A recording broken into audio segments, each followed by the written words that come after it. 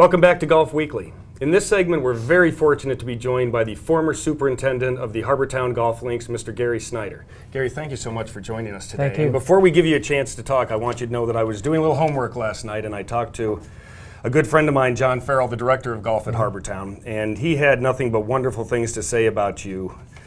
Most specifically, he really made it very clear to me that prior to you coming there, they really didn't have, and I'll quote, attorney-type conditions there year-round, which is something that they have now at Harbour Town. And I can tell you, after being out there recently, just playing, the place is just fabulous.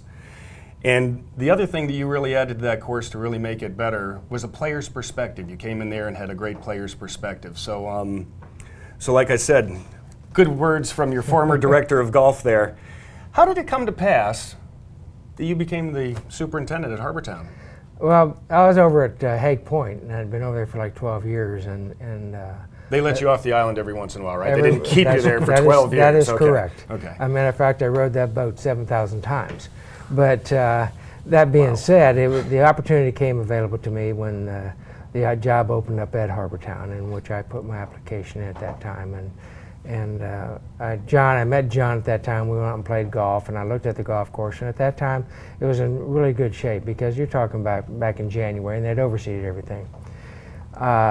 I found that the one concern that I did have is that I had heard that they were going to do a restoration in 2000. So that was my primary concern before I would accept that job, that they were going to do the restoration in 2000. With that being said, it was a blessing in disguise, because now you're going in and you're starting fresh. You're redoing all the greens, green complexes. You're redoing all the tees. It's going to be yours. It's going to be yours, and these are the two primary areas plus the drainage. We spent a lot of money on drainage, so this allowed us to improve that playing condition on that golf course for the tour event. With that being said, is you work a little bit harder, because our primary concern was not only did I have good staff, a good mechanic, but the fact is that we wanted to give the members the resort play year-round championship playing conditions.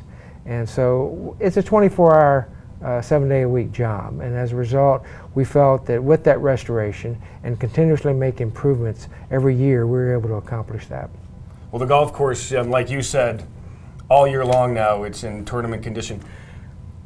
How taxing did that job end up being for you?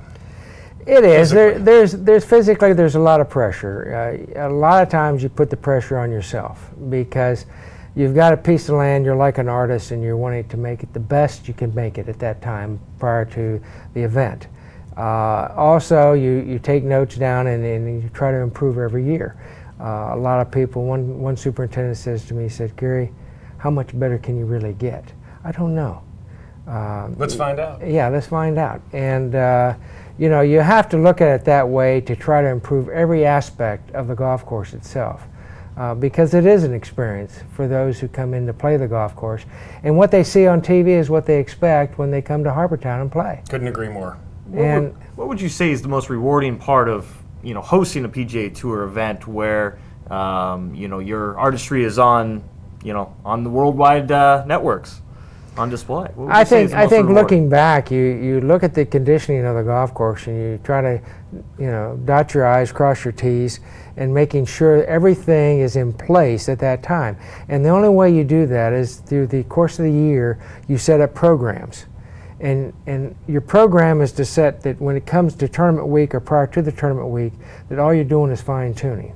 So the basics are in, but you have to set up the programs first to get those basics. How far in advance would you go ahead out of your daily scheme? How far in advance would you have somebody from the tour actually come in and start hanging with the crew, being with you, etc.? What they do is they come in, years ago, they would come to one day during the summer months, and then they'd come back at the beginning of the year, and we take a tour of the golf course, and then they'd come what we call Advance Week. They'd be there at Advance Week.